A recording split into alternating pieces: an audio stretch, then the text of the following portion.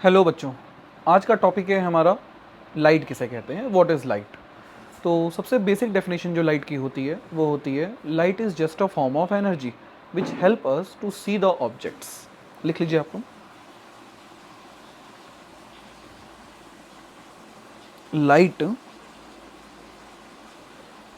Is a form of energy which help us to see the objects. कोई दिक्कत? अब बात करते हैं नेचर ऑफ लाइट की। तो नेचर ऑफ लाइट में जब हम घुसेंगे तो सबसे पहले तो हमें लाइट के दो नेचर देखने को मिलते हैं। ये बहुत इंपॉर्टेंट क्वेश्चन है, ये अक्सर पेपर में देखने को मिलता है कि नेचर ऑफ लाइट। तो नेचर ऑफ लाइट में आप याद रखिएगा, लाइट शोज डुअल नेचर। तो हम लिख सकते हैं क्या, इट शोज डुअल नेचर। ठीक है ना। डुअल नेचर का मतलब क्या है, कौन कौन से ऐसे नेचर होते हैं? तो नेचर का मतलब होता है बिहेवियर। बिहेवियर में देखते हैं तो लाइट ये जो डुअल नेचर शो कर रही है, ये डुअल नेचर क्या है? तो देखिए, पहला नेचर होता है इसका बेटा वेव नेचर, और दूसरा नेचर होता है particle nature. Particle nature.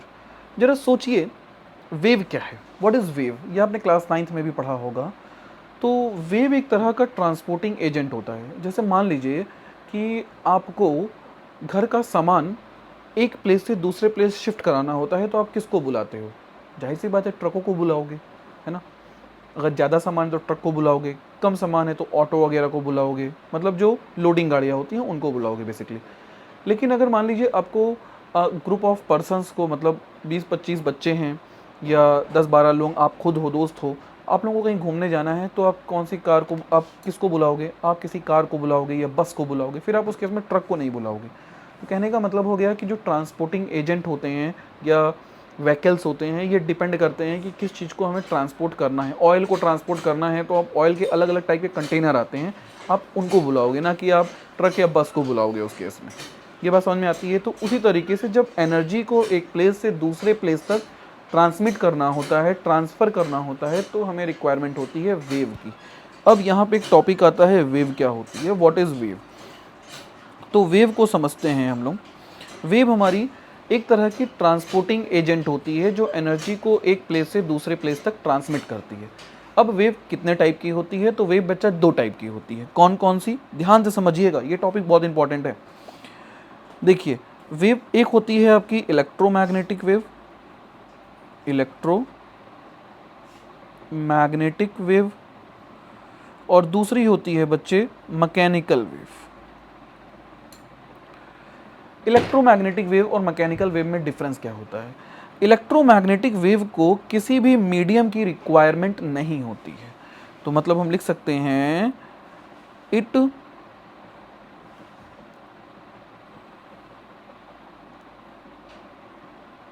Does not required any medium. इसको किसी भी मीडियम की रिक्वायरमेंट नहीं होती है एक प्लेस से दूसरे प्लेस जाने में। लेकिन जो हमारी मैकेनिकल वेव होती हैं, इट रिक्वायर्ड मीडियम, इनको मीडियम की रिक्वायरमेंट होती है। तो इलेक्ट्रोमैग्नेटिक वेव की डेफिनेशन अगर आपसे कोई पूछ ले तो क्या दोगे? आप सिंपल सी बात बोलोगे, those wave which does not require any material और medium for their propagation is known as electromagnetic wave. और अगर आपसे कोई पूछ ले कि मैकेनिकल वेव की डेफिनेशन क्या दोगे, तो क्या बोलोगे आप लोग? Those wave which required material और medium for their propagation is known as mechanical wave.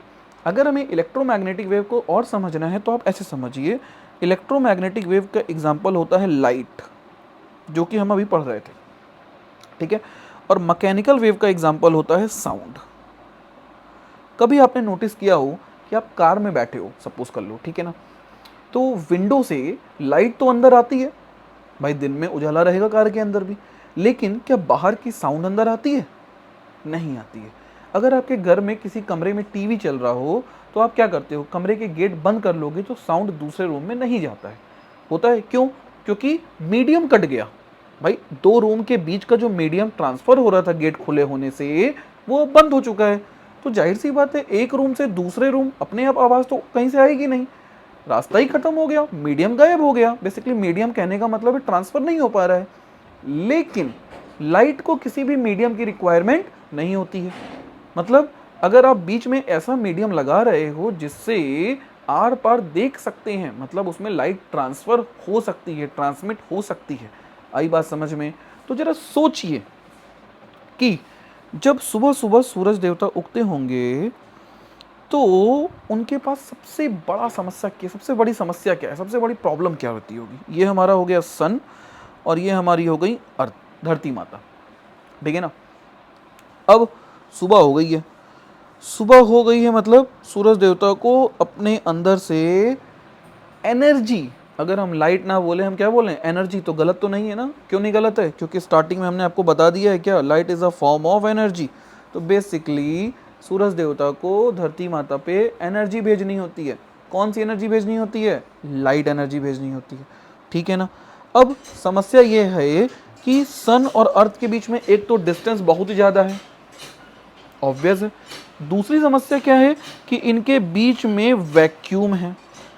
क्या है बच्चे? वैक्यूम है। ये स्पेस क्या है? पूरा का पूरा वैक्यूम है, ठीक। तो अब सन किस तरीके से एनर्जी को अर्थ तक भेज सकते हैं? सोचो। अभी अभी हमने डिस्कस किया था वेव। वेव क्या थी? It is a way by which energy can transmit from one place to another place, ठीक ही नहीं थी? तो इसका मतलब एनर्जी को अगर सूरज देवता को अर्थ तक भेजना है तो वो किसको बुलाएंगे? वो बुलाएंगे वेव को। उन्होंने फ़ोन लगाया किसको? वेव। वेव एनर्जी भेजनी है। अब वेव को तो पता है ना कि इनको एनर्जी भेजनी है, और एनर्जी भेजने के लिए रास्ते में है वैक्यूम, तो वो किसको भेजेगी? वो उसको भेजेगी जिसको मीडियम की रिक्वायरमेंट ना हो, मतलब वैक्यूम में ट्रेवल कर सके। और वैक्यूम में ट्रेवल कर लेने वाली वेव कौन सी होगी? मैकेनिकल की इलेक्ट्रोमैग्नेटिक? बताइए। मैकेनिकल को मीडियम चाहिए था, साउंड वेव मीडियम चाहिए, लेकिन इलेक्ट्रोमैग्नेटिक को मीडियम नहीं चाहिए। और अगर इलेक्ट्रोमैग्नेटिक को मीडियम नहीं चाहिए तो इलेक्ट्रोमैग्नेटिक वेव सन से अर्थ तक एनर्जी का ट्रांसफ़र कर सकेगी? नहीं कर सकेगी। तो इसलिए जब वेव ने अपनी कौन सी वेव भेजेंगे तो उसको भेजेगी इलेक्ट्रोमैग्नेटिक वेव। और इलेक्ट्रोमैग्नेटिक वेव क्या करेगी? इलेक्ट्रोमैग्नेटिक वेव सन से एनर्जी लेके अर्थ तक पहुंचा देगी।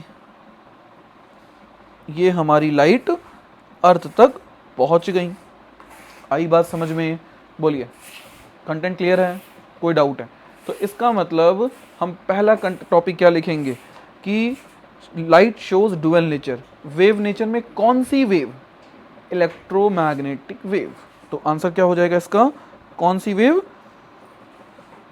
Electromagnetic wave. क्लियर हो गया? अब बात करते हैं पार्टिकल नेचर की। कौन सा पार्टिकल? तो एक टर्म होता है बच्चे, फोटॉन्स। क्या बोलते हैं उसको?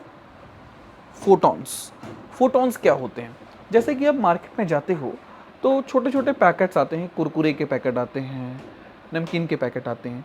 वैसे ही एनर्जी के पैकेट्स को बोलते हैं फोटॉन्स। जब सूरज देवता सुबह सुबह उगते हैं तो वो एनर्जी को छोटे छोटे पैकेट्स में भरते हैं। उन पैकेट्स का नाम क्या होता है? फोटॉन्स। और वो फोटॉन्स को by help of electromagnetic wave transfer किया जाता है सन से अर्थ तक, जिसकी वजह से हमारे पास एनर्जी पहुंच पाती है। तो पार्टिकल नेचर की बात करें तो कौन सा पार्टिकल होता है? फोटॉन्स होता है। क्लियर हो गया? बोलिए। तो इस लेक्चर में हमने क्या क्या देखा? लाइट क्या होती है?